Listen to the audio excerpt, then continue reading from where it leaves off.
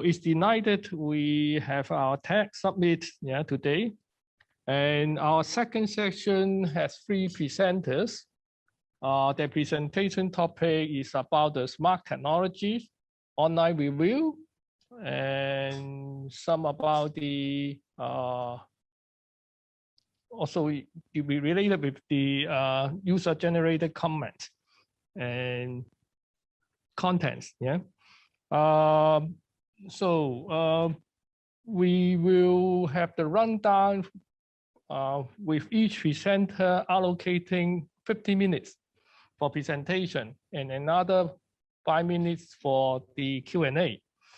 So after the finish of the presentation, we will have a presentation about the certificate to the students. That is the schedule for the next hour. So let me first introduce our panel member to you. So the nearest to my right is Ms. Aurora Leung from NGM, and he's from the Senior Learning and Development team. And then the next one to her is from the Platinum, is Ms. Mary Mendoza. And then the other one next to him, to her, is Mr. Gonçalo from the Londoner of the Sense Limited. And then the other gentleman on the right is the Mr. Alan from the Grand Emperor, and he is the executive assistant manager of the hotel. So let's have our first presenter first. She is Ms. LAURINDA, right? Is LAURINDA here? Okay, it's your turn.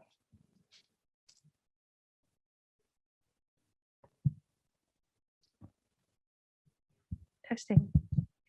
Hello, everyone. My name is LAURINDA.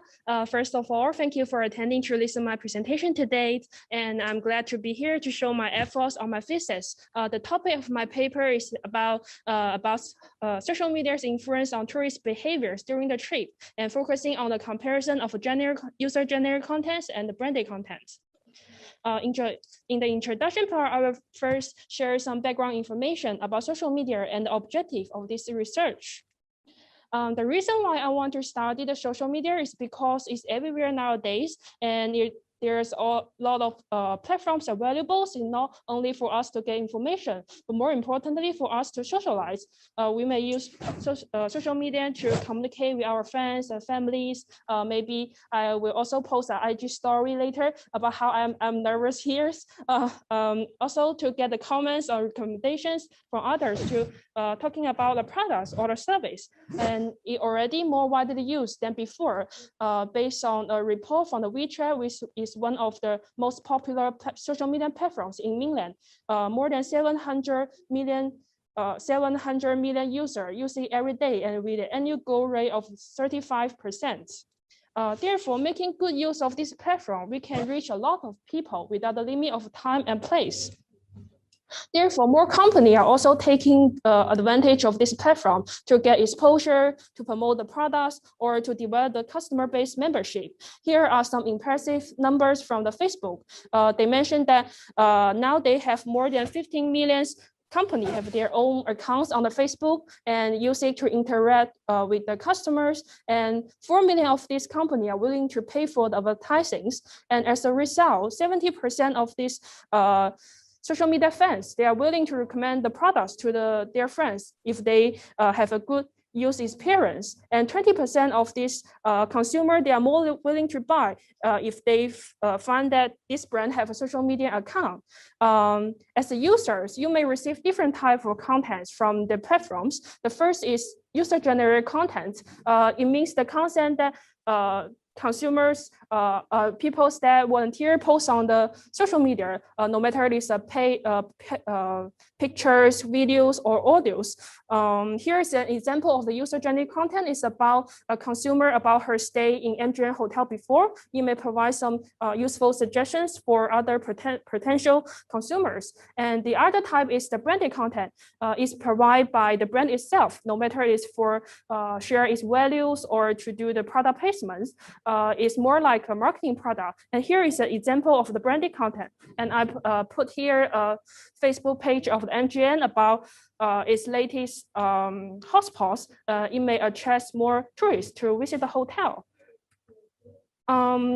Based on the slide, I mentioned that those content have high potential to influence consumers' behaviors, and more research now, maybe they are more focusing on study the posting or sharing behavior. I want to know more about whether those content will actually influence tourists when they come to Macau, or whether it will influence their decision-making, and what made them want to see those content, or whether they will see the user-generated content and the branded content differently. And after answering those questions, hopefully we can know more about how to attract these users after they arrive the destinations, and the company how to better use social media to do the marketings, and understand whether there's a difference between the marketing efforts between the two types of content. In the literature review part, I will share some important factors that may relate to I want to study social media content's influence on tourist behavior. The first is information quality. It means it means how a website or a platform to present its information, whether those information are useful, whether they are comprehensive or correct. And the second is yield of mouth quantity. It means how many yield of mouth you can receive online, such as a product. It have a lot of comments. No matter it's good or bad, at least it means that it's popular and it deserves for you to try. Or if a product have a high ranking, maybe interpret that this product is valuable. You are not making mistake or making risk decisions. And for the trust, it's about how the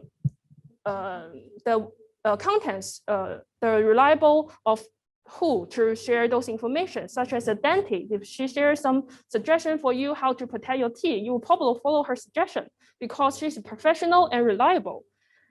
At the same time, some research also mentioned that user-generated content may be more reliable and have higher potential to result in higher purchase intention or travel decision. Therefore, I assume that when I conduct this study, I assume that there is a significant difference between the user-generated contents and branded contents.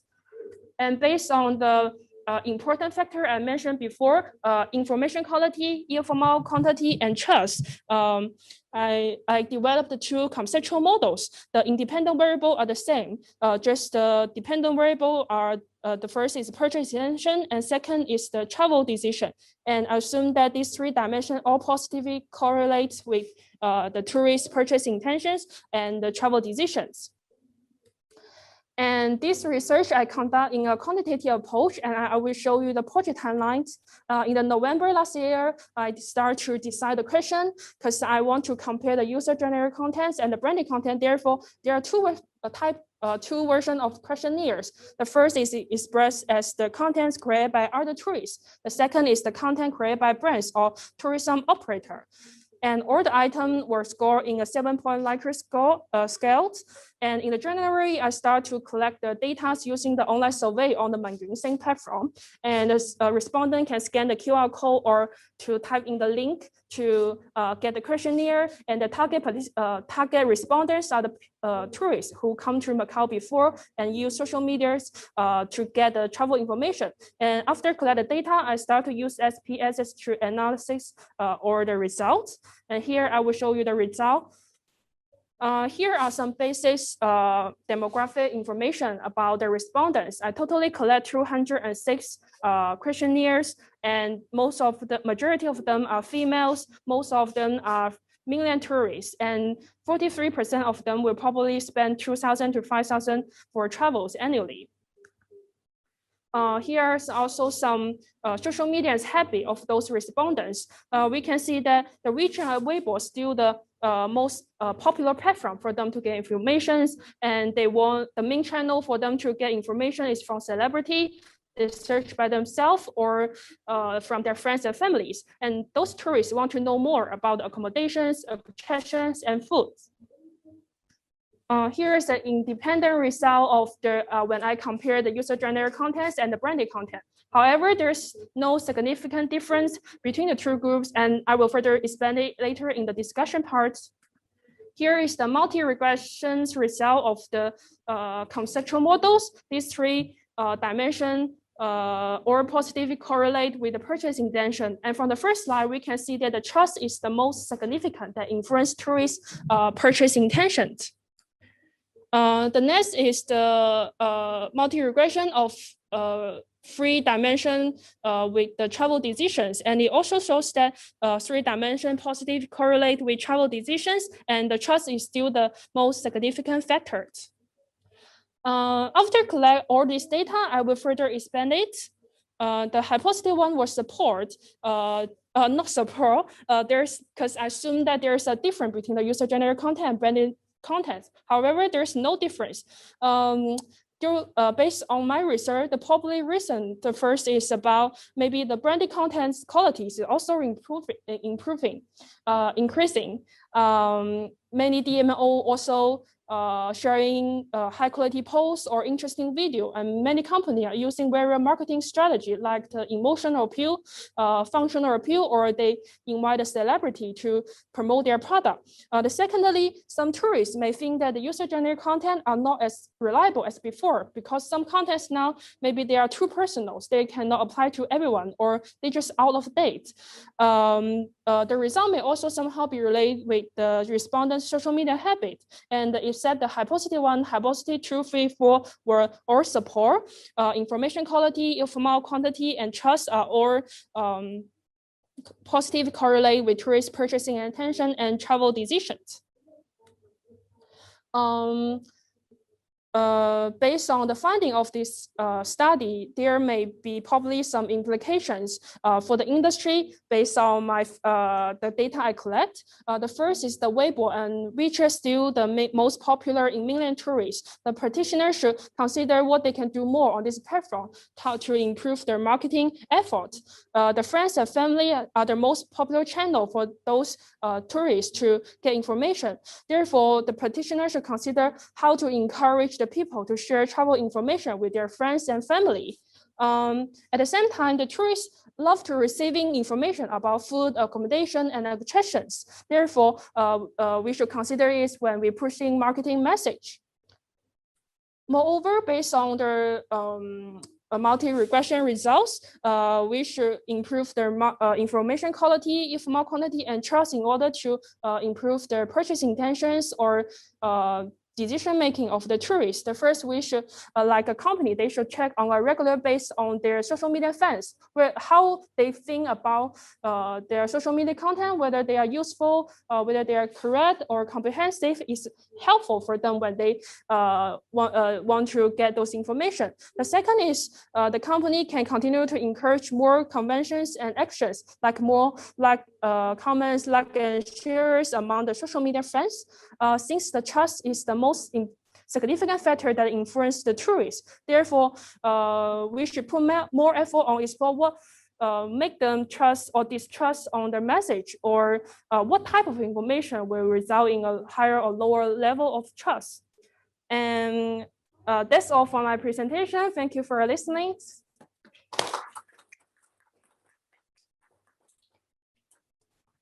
Thank you, Laurinda, sharing her work about the user-generated content in social medias. So, any question from the panel members or the audience? Yeah.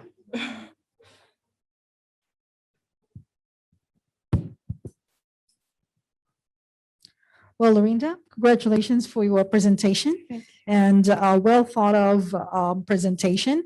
So I can see that you did quite a lot of studies in terms of the social media, well, the main content is, the main topic is about the user-generated content and the branded content. So this particular information is useful to all areas of business. So you mentioned earlier that the user-generated content and branded content doesn't have much difference.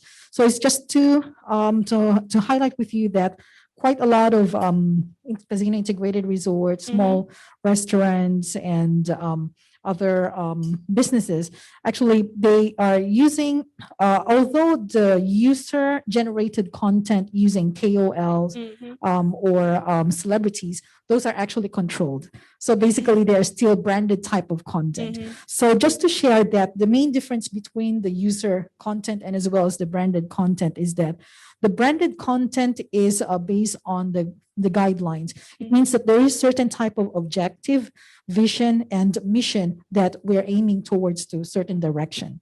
Whereas for the user-generated content, it's based on the experience. Although some of it is carefully curated, it's very important to also monitor because if you have 100 guests and only one or two actually would say something that is not something negative, so it would have a very big impact into the business of the company. So I think it's important to bear this in mind. And also right now, there's also an AI, so artificial intelligence and augmented intelligence, which means that all the results that is popping up is actually based on the analytics.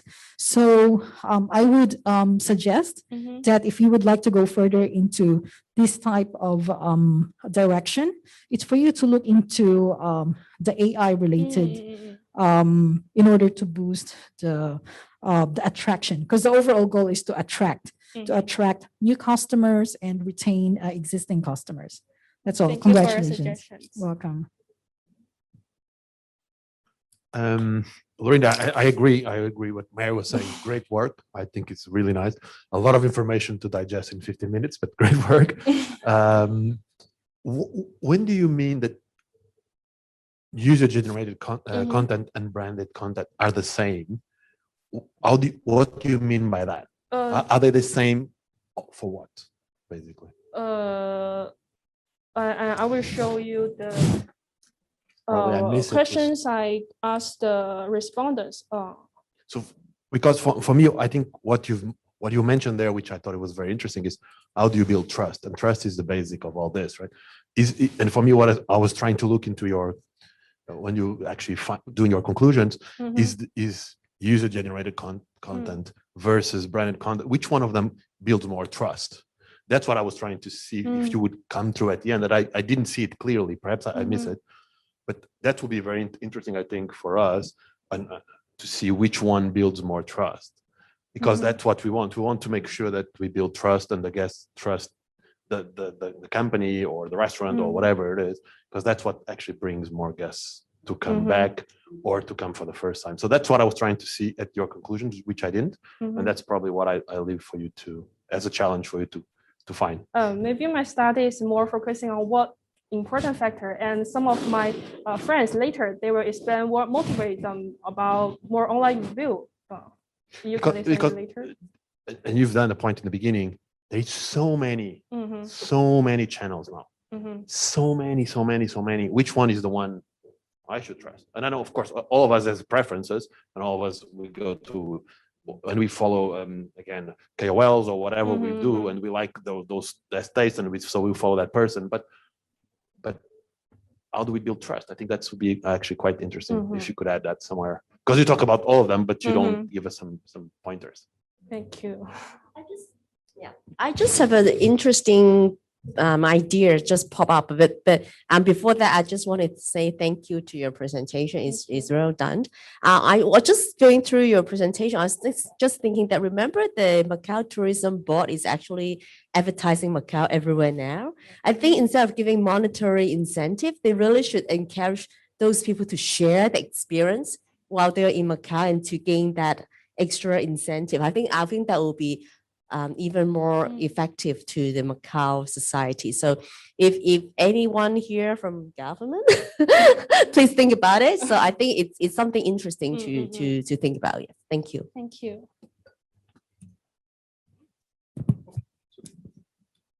To me, Nadia, you are doing good. You're doing great, and I feel your presentation. You feel very confident and well prepared. I can see when you presenting, you didn't just look at your PPT. Instead, you're looking at us. It's very good, and nothing much from me, but just maybe when you do your academic, when you do your data collection, try to do it, because when I see one of your demographic figures, and the 20% is from male and 80% is from female, right? Yes, because I used the online survey, and it may Female are more active.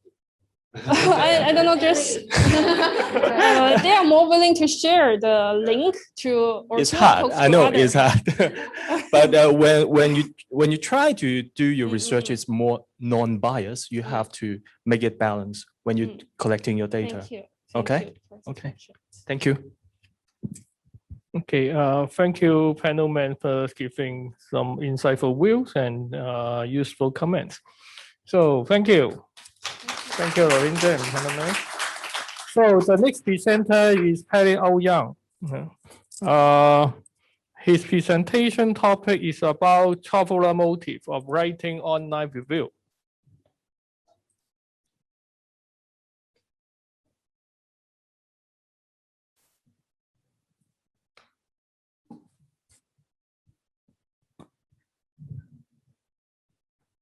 Okay, so good afternoon, everyone, and I am Wilco Chan, so you can call me Perry. So first of all, thank you so much for listening to the presentations, and thank you, Yvonne, for guiding me for the whole research process. So I hope my study can contribute to the hotel industry in Macau. And my research topic is about exploring traveler motives of writing online reviews. So let's begin. So let's start with the introductions. As Gonçalo and Yu and Pan et al. Give us some definitions about what is electronic word of mouth, which is a way to influence customers making decisions about the hotel online booking, and also a helpful source to perceive information about the hotel.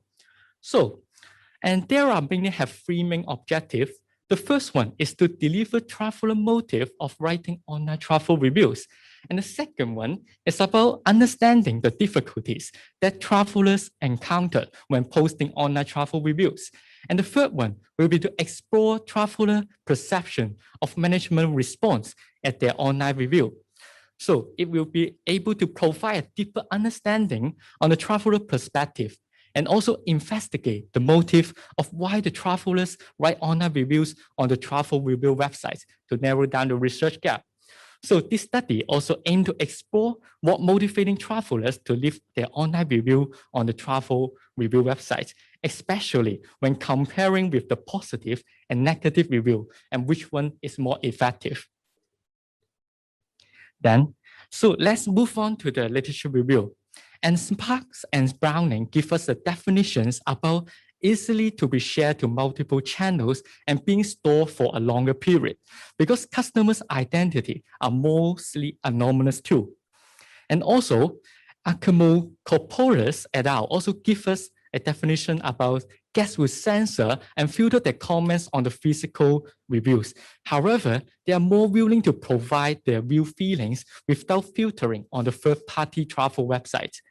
And travelers also like to receive feedback on their reviews, because no matter it's positive or not, they want to know the hotels are caring about them, which also help them to judge the hotel service is good or bad, which is mentioned by Lee, Jai, and Lee. And the second point is about the online review credibility.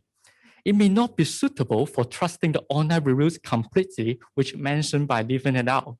Because people usually will posting their reviews on the travel websites and with extreme positive or negative feedbacks, which will not be happening quite often.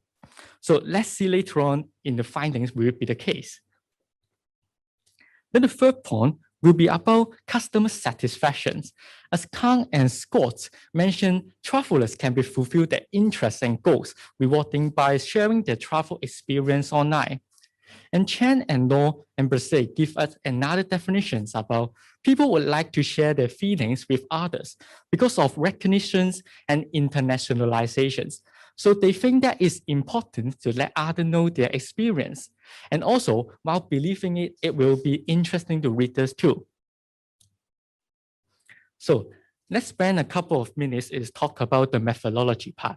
And for the research design, the whole research is using the qualitative approach research method. And all the interviewees participants, one by one, were collected for using the first-hand data. And most of the questions were asked by what, why, who, and how, these 4 question types. And the whole interview is using the semi-structured interview method. And all the participants were found by the researchers from the personal network and also snowball sampling method. So most of them and all of them are post at least 10 travel reviews on any review websites in 2020 was invited and eligible for the interview. Then there are a total of 10 participants were interviewed within the 30 minutes each.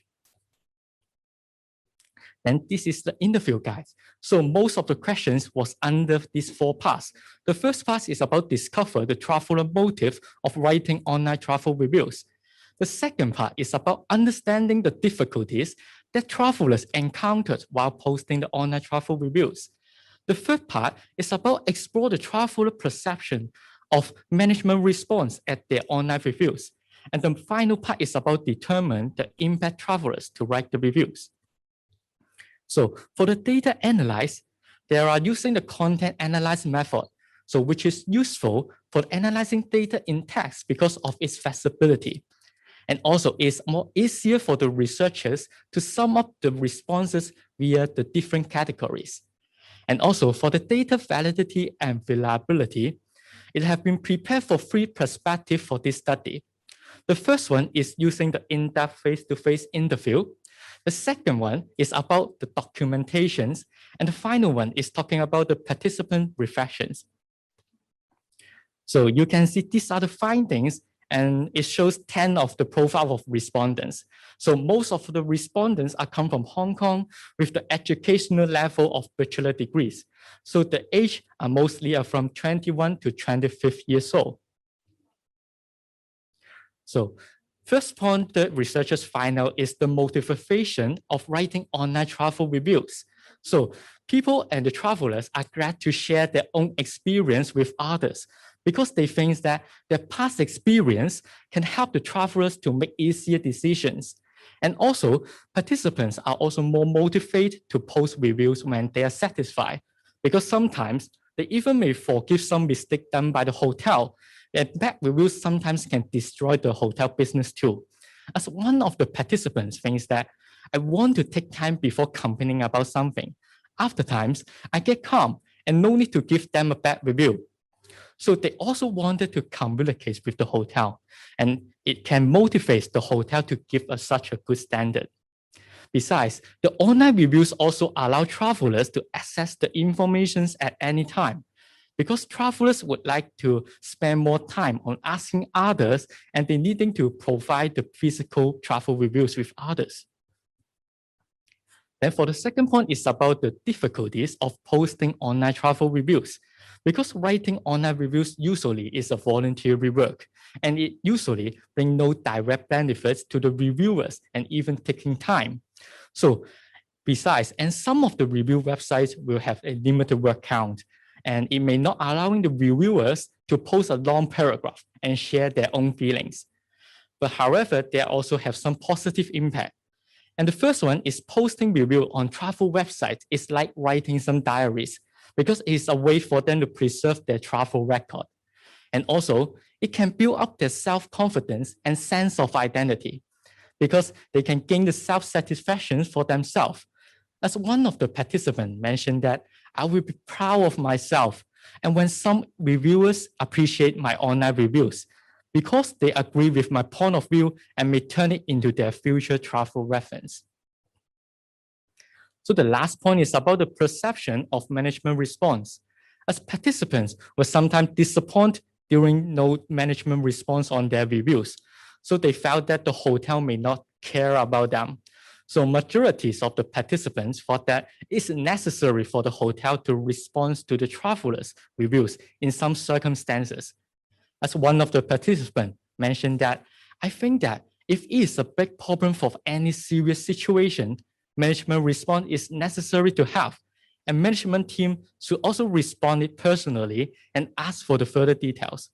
So they can be satisfied when the management team respond promptly with a good attitude, which is a way for letting them more willing to spread a good electronic word of mouth to others. Then let's move on to the discussions. So we can find out they have positive and negative reviews have different feedbacks, as they are more likely to post positive reviews because guests and travelers would glad to share their experience on the website, especially when they are satisfied or comfort during their trip. And they also want to let the hotel to know they still need to be improved, because the negative online reviews can be a way for the hotel to gather information and understand what the guests are demanding for. And also, negative review can indicate the actual problem of what the hotel is having too. Then it can also be a referencing for the travelers, because sometimes it can be a reference to help the others, as it matches with the present and the previous study of ZIQI et al. Mentioned. They would decide to read through the comments and review posted by previous travelers as a reference before making their hotel booking decisions. And also, it can build up the traveler's self-confidence and sense of identity, because Chan and Law also mentioned previously, as it can enhance the recognitions and internationalizations, which is indicated by preserved enjoyment. And sometimes posting physical travel reviews may be inconvenient, because physical reviews are more effective for the hotel internally. However, it's more useful to post the review on websites if they are aimed to share the reviews with the others. So posting online reviews can also be more accurate, trustworthy, and supportive, because guests usually sometimes will censor and filter the comments before telling others physically. And another point is about the management response. As traveler may get disappointed when the hotel did not respond to their reviews, which is matched with the previous study of Yi et al. Mentioned. Manager need to handle online feedbacks, as managing it correctly can enhance customer satisfaction. And also, this research contributes a new knowledge to the literature by how useful when the management team willingly to reply to the customer and traveler reviews, because posting negative reviews can hoping the hotel to fix the problem. And also, management response can let the reviewers know the hotel was caring about them too. And finally, let's talk about the conclusion. There have three main aspects to motivate travelers to post their review on the travel website.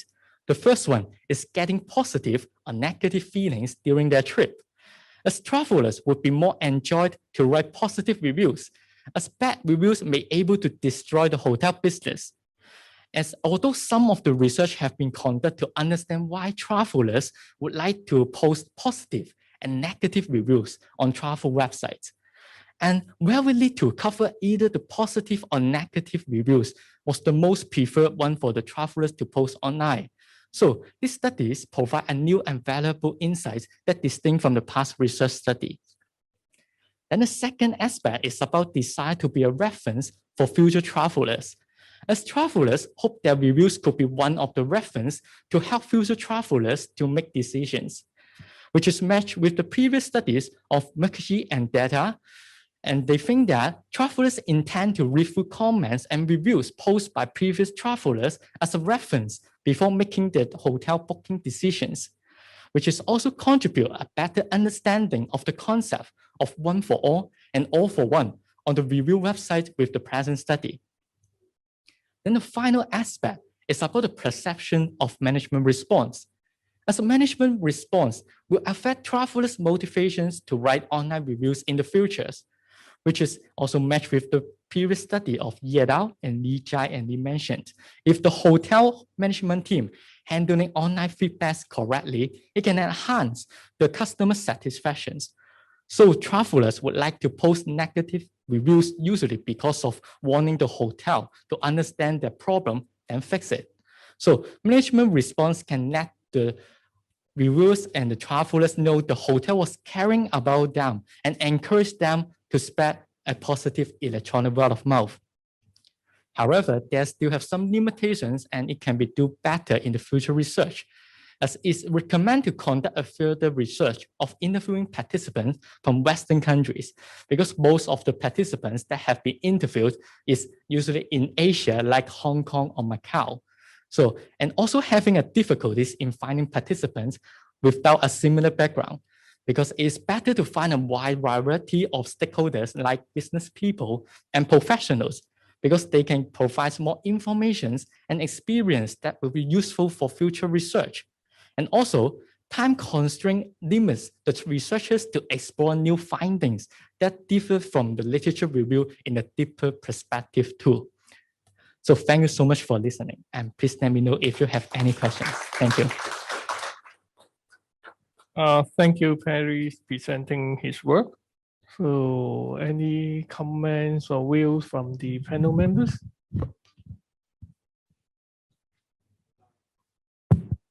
Very well done. I think it's a really clear message.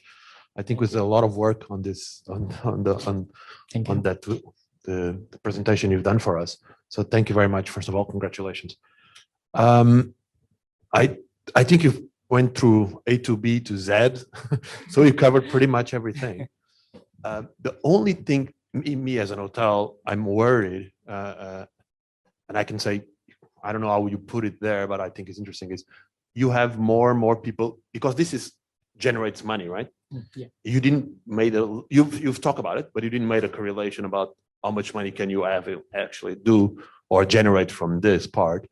There is also a huge market of fake reviews, yeah. that you did not mention. And I think it's quite interesting because you're getting more and more about it, right? Okay. There is a huge market going around of people sending emails and asking, oh, we have a lot of people that can do fake reviews for you and boost your scores. So I think that's the only thing probably you missed on the presentation. Besides that, congratulations, I think was really good. Well done. Thank you so much. Yeah. Well done, Perry, for putting this together. Just on top of what Gonçalo has shared based on the industry experience. So it's also important to highlight that based on the conclusion you get, such as getting positive and negative reviews and referencing for the future travelers, and as well as the perception of a certain result, is that it's important to see what can be done in order to have an immediate a response, because eventually whatever the viewers would see would be the basis for trust. Yes. So that was a question earlier as well of Gonçalo from the previous presenter, LAURINDA, is that how do you actually build trust based on the content? Although this is a user-generated content on the particular website, there's a lot of other platforms that actually dotted line. So it's more to, of course, everything that we do in terms of business is not just about brand awareness, but as well as to enhance the operation efficiency, and preferably that could be filtered before it's written. So basically to correct that. And finally is that what would be the overall impact or let's say instant gratification for certain type of guests who've written the review. So I think on the business side of it, it's to have the impact of the immediate response from the management is important. Okay. Yeah. Thank you. Okay. Thank you. So thank you, Perry, for that presentation. I just got a question for you. Have you ever written a travel review? Okay, thank you for the questions. Yes, sometimes because I'm still a student, so not have any lots of experience of as staying in a hotel. However, sometimes if I have an opportunity and they have some delightful experience, I'm more than grateful to leave a positive review for the hotel. For That's example, good. like TripAdvisors, yeah, and Booking.com, yes, somewhere Okay, else. that's good. This is real review, by the way. Okay, but just what I want to say is that I can see that your presentation is full of confidence, and I can see that you're very interested in this area. That's why I asked you the question, because if this is a topic that you're interested, I'm sure that you will do a good job with that. So very clear presentation, and congratulations on doing a good job. Thank you so much. Hi, Perry. I forgot if are you conducting a qualitative research? Yes, How many yes. respondents do you have in total? 10, yeah. So so it means it's 60% from Hong Kong, 30% from Macau, and 20% from Vietnam, right? Yeah, Oh, okay. 10% 10. for Vietnam, yeah. So that means there's 6 respondents from Hong Kong, Yes. 3% from Macau, and 10%, one Yes. person from Vietnam. Yes. So I would suggest, Okay. if next time when you're doing some similar research, I would suggest you do the quantitative one. Okay. Because for the online review, there's huge. It's a lot. Yes, your research is doing quite comprehensive. However, it may contain some bias because you only interview 10 Yes. people, right? Correct. And actually, to me, there's a lot of way to make our customer to motivate them to buy review online. The principle is make your customer feel like they are part of your family. Yes. In hotel industry, we always say that make your guests feel like your friends. Your friends coming to your place, to staying to your place, make them feel like they are your family. No matter he was happy or not. In hotel industry, we are always try to, even though there's a complaint, we'll always try to make the complaint into a compliment, as long as they keep giving us review or comment or whatever. All right. Thank you so much. Okay. Thank you. Thank you. Thank you, panel members. Valuable comment to our students. So the next presentation is by Wendy. Her presentation topic is about smart tech application in luxury hotels in Macau.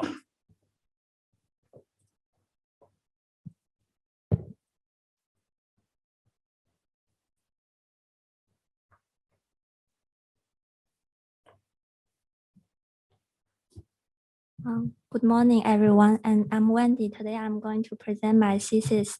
It's about development of smart technologies in Macau's 5-star and 5-star luxury hotels. And first, I will do a brief introduction. Smart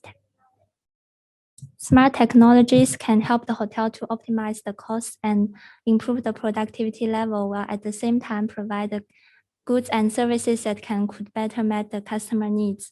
So through the analyzing of the literatures, I have identified several research gaps. From the theoretical perspective, most of the papers do not provide the theoretical foundations of the technological applications. And from the practical perspective, few papers have a summary of commonly applied technologies in the hotels and discuss the usage with the hoteliers. And next, I will do a background of Macau hotel industry. There are total 6 gaming operators in Macau, and before the pandemic, the tourist arrival has a steady increase from 2018 to 2019. There are total 116 hotels in Macau with 39,000 rooms, and within that, 25,000 rooms belong to 5-star and 5-star deluxe hotels. And in 2011, China's central government has a long-term plan to develop Macau into a global center for tourism and leisure. And to be in line with this goal, in 2019, Macau has hosted its first Smart Hotel Award, and totally 25 local hotels won this award. And this is why this research will select Macau as a case to study the development of smart technologies. And these are my research questions. First is to determine the smart technology and its applications in the hotel industry. And second one is to identify the utilities of smart technologies in Macao's 5-star and 5-star luxury hotels. And third one is discover the hoteliers' perspectives on smart technologies in hotel services. And then the research findings will provide suggestions to the hotel industry. And next, I will talk about my literature review. So this is the classification of technology applications in 4 different areas of hotel operations, and it's defined by him and his co-authors in 2005. However, as my research only focused on the guest-related technology, so I will change this structure a little bit. I replaced the back office applications with mobile technologies, and also I do some revisions in the restaurant and banquet system. So after analyzing the literatures, I also identified one research gap is that most of the papers, they only indicated the benefits of smart technologies, but for the limitations and usage, they seldom mention. So this research wants to have a more comprehensive vision on the usage of smart technologies. And for the mobile technologies, I have 2 divisions. The first one is proto-bidirectional devices, and second one is about networking technologies. And I have given specific examples accordingly. And also there are some research gaps for the hotel mobile app. As some of the hotels in Macao, they have already adopted the mobile app, but not so many. So the actual performance and utilities are unknown and needs to be investigated. And second one is about the VR and AR. So the use of VR and AR imaged in other industry earlier, such as the gaming industry. So one of the example is the Pokemon Go game. And then the applications of VR and AR extended to other industry, such as hotel and tourism. So this research wants to discover the future applications of VR and AR in hotel industry. And next is I will talk about my methodology part. So semi-structured interview is adopted in this research, and there are totally 9 hotels participating in this research. 4 of the hotels are 5-star deluxe hotels, and 5 hotels are 5-star hotels. So 7 respondents are from the hotel front office department, and 2 respondents are from the hotel operation department. And they are all in the managerial level with a working experience from 5 years to 38 years. And each interview lasts for 30 to 40 minutes averagely.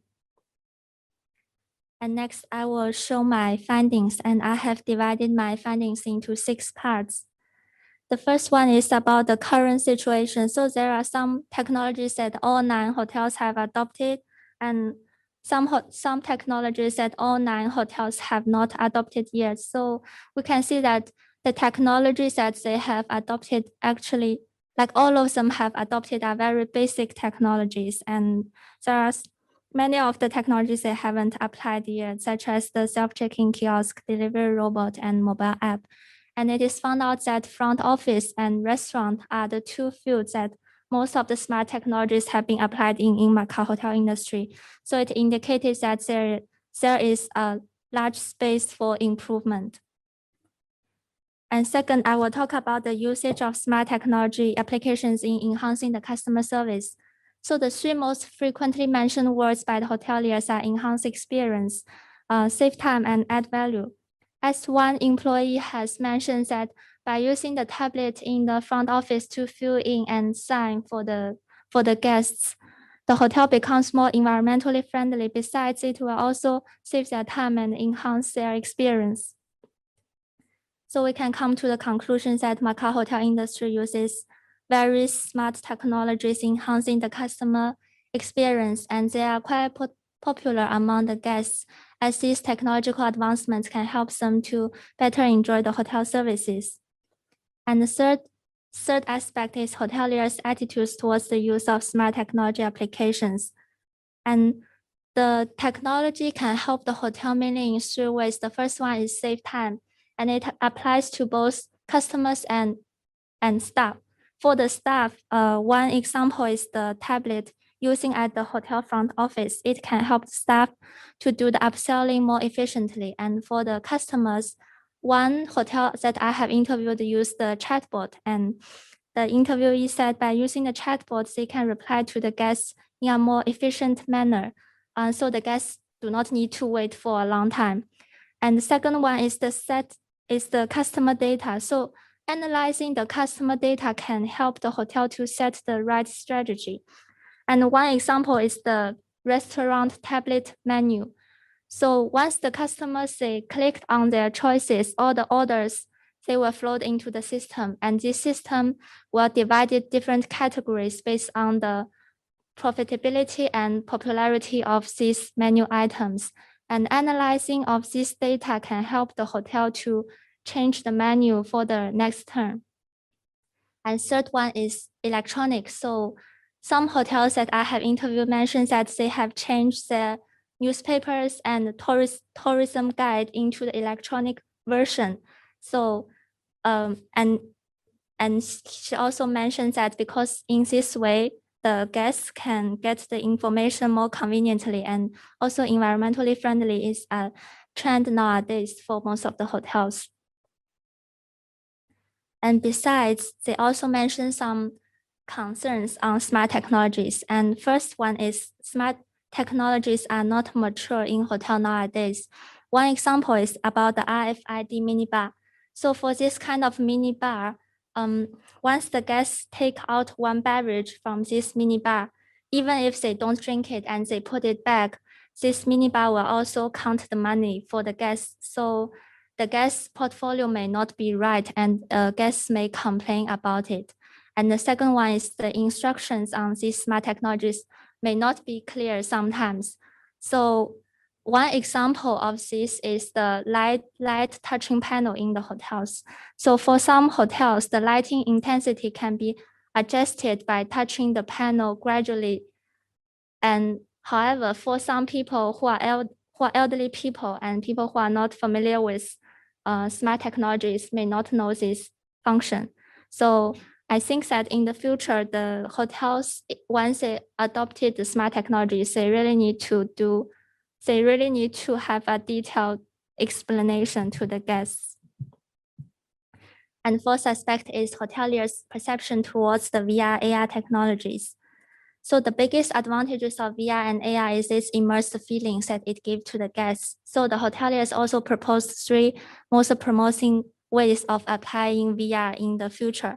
The first one is the hotel reservation. It means that the hotels can equip their website with virtual reality, so the customers can see the 360-degree views of the hotel facilities and rooms. And the second one is the hotel sales. So it especially in selling the convention and banquet facilities, the hotel sales department can let the guests try the VR headset, and in the headset it will show the current facility status. So the guests are more clear about the facility status in hotels, and using this way of selling is far better than the words say. And the third one is independently operated under the hotel entertainment. So in this way, the theme of VR can be changed from time to time, so it will also attract the repeat guests. And for the potential use of AR, it can be used to have entertainment with kids.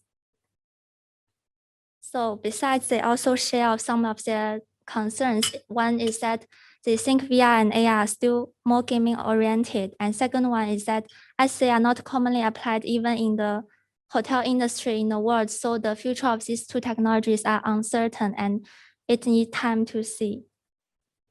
And then I will talk about the mobile devices assistance to IT functions in hotel services. So by using the mobile app, the guests can place their inquiries more conveniently, and in this case, it will enhance their experience. And then I will explain from the hotelier's side. So the most significant attribute of mobile app is collecting customer data.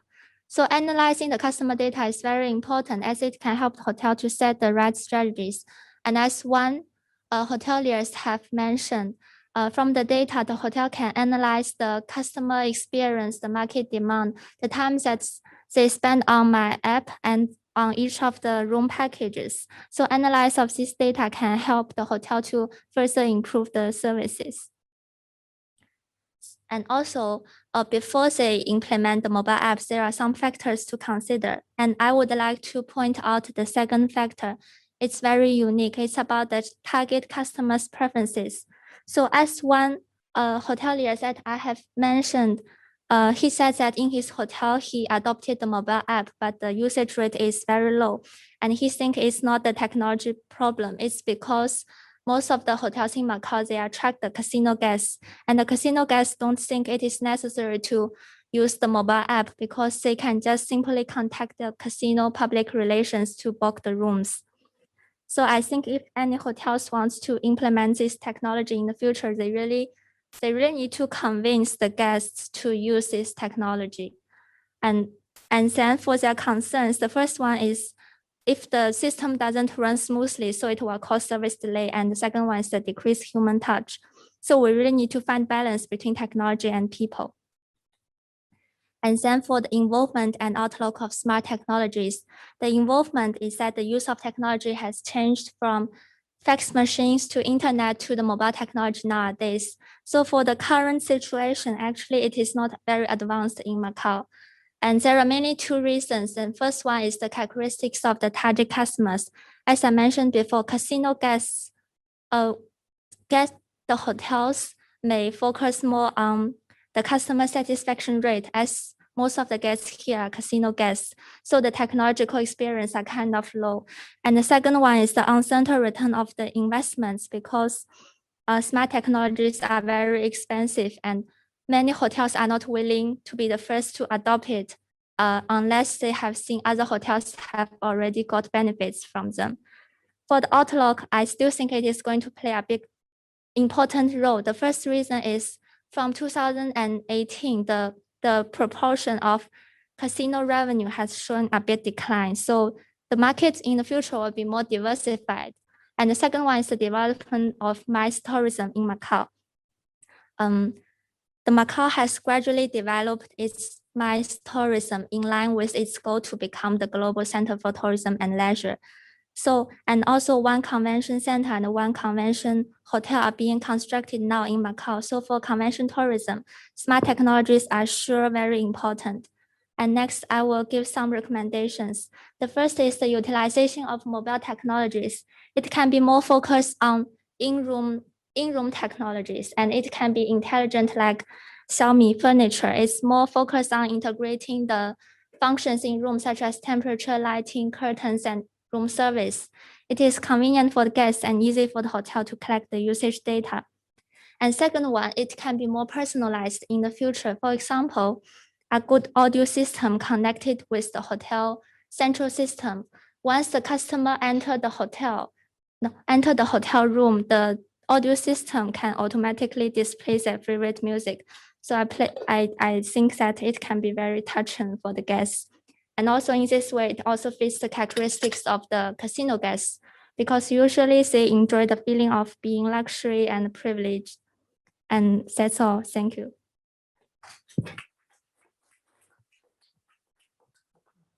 Thank you, Wendy, for presenting this hot topic. So any questions from the panel? Wow. Well done, Wendy. Good presentation. I think you were, I just think you were always at the same tone. So it seems like sometimes you're not excited with some of the things you're talking. That's the only recommendation I can give on the presentation side.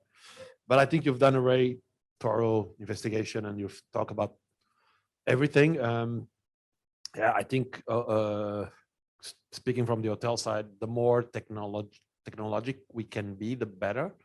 But this, as again, the restrictions you said, like we still want to have guest contact. There's some things that we don't want. So we tried for many years to have, for example, menus in iPads in restaurants, which never worked very well.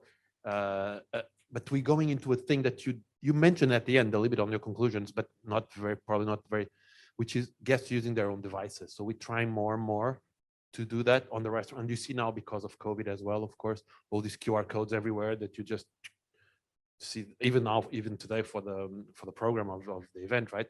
Everything has that. So that's what probably we're moving a little bit more towards. It's controlling everything with your own devices. You have hotels in Macau everywhere that has iPads in the rooms, but I think they'll go away because there are a lot of malfunctions and a lot of issues. You mentioned that through your presentation. So more and more, I think we will move into use your own device for everything, from your room key, from checking in, checking out, talk with. There is a huge advantage of using the apps to talk with the hotels because of language issues. There's a lot of miscommunication in language issues. So if we can talk on a message with guests, helps as well. So there is a lot of advantage, but some disadvantages as well. I think all the hotels will like to use, like you said, it's not easy because of resources. Money is huge, not only money, but also we have different communication or different systems in the hotel, like you mentioned in the first slide, I think, and they need to all to talk with itself. So it's a lot of work making them talk. That's why things are going so slowly as well, I think. But yeah, I think you talk about most of the things, and well done. Congratulations. Thank you.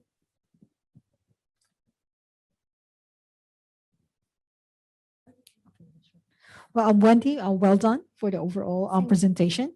And I like that you've highlighted on the statistics on the current number of hotels and rooms, and that your study is evenly out for both 5-star and as well as 4-star and other hoteliers. So definitely in this particular period of time, technology is a very important factor.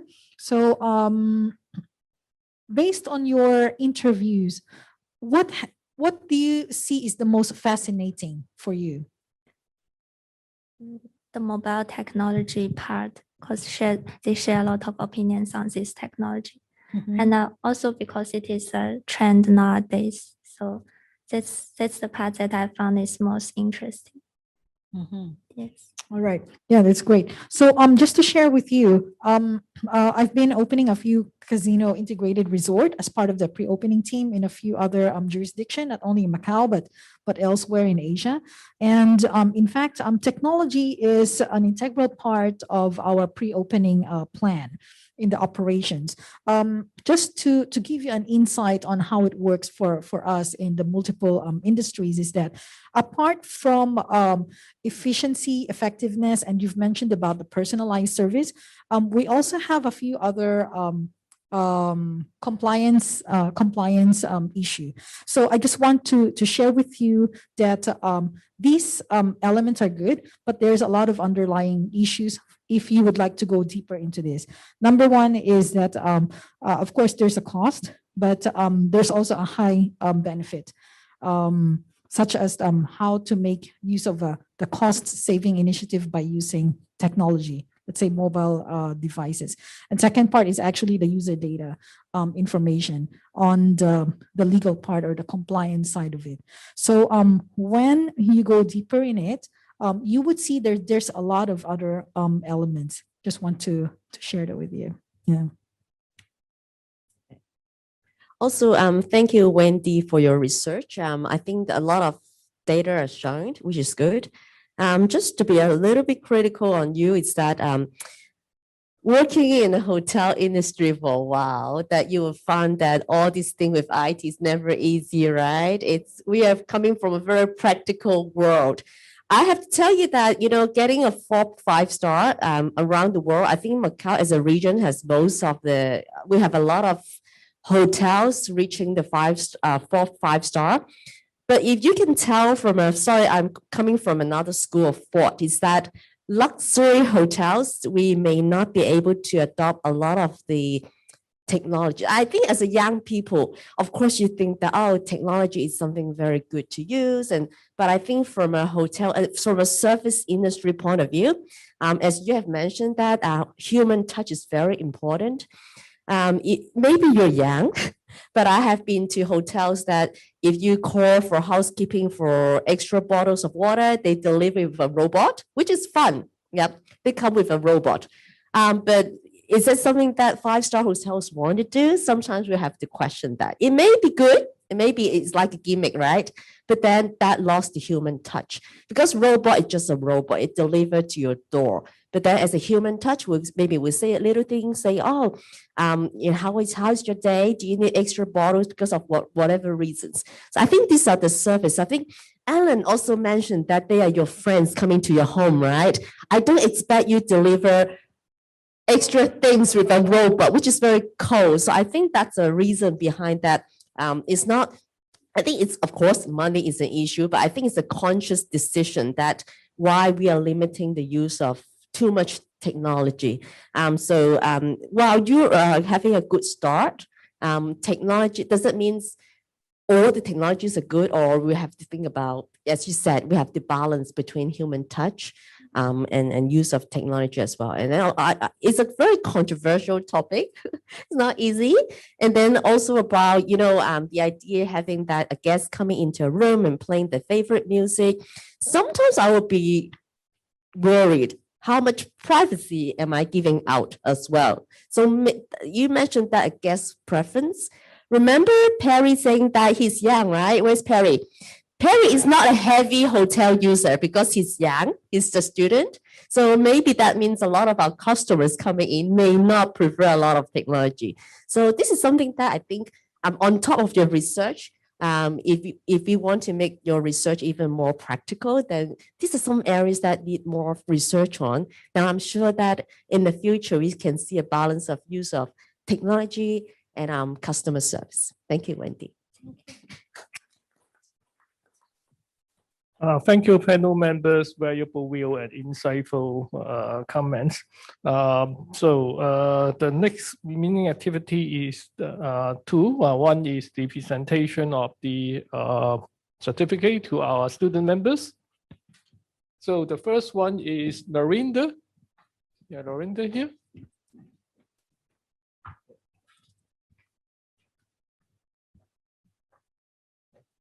Okay, LAURINDA.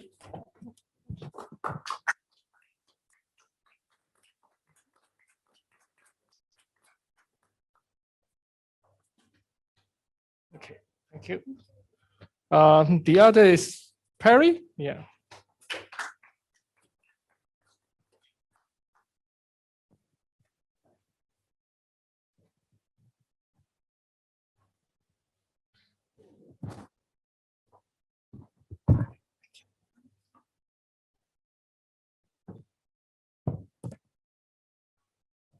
Thank you.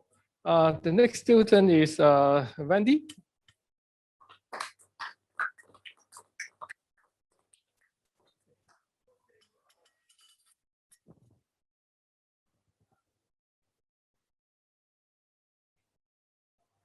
Thank you.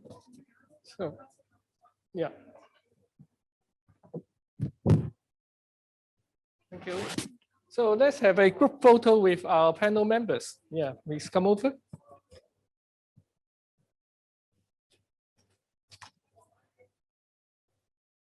Facing this, yeah. Yeah.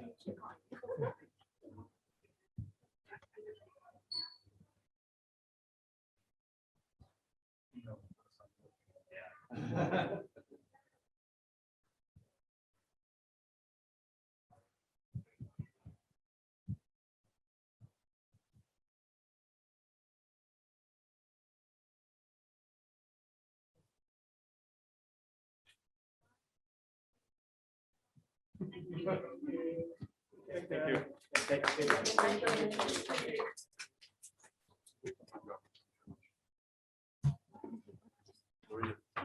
Oh, thank you. Thank you. Thank you. Thank you. Thank you. Thank you so much. Thank you. Thank you.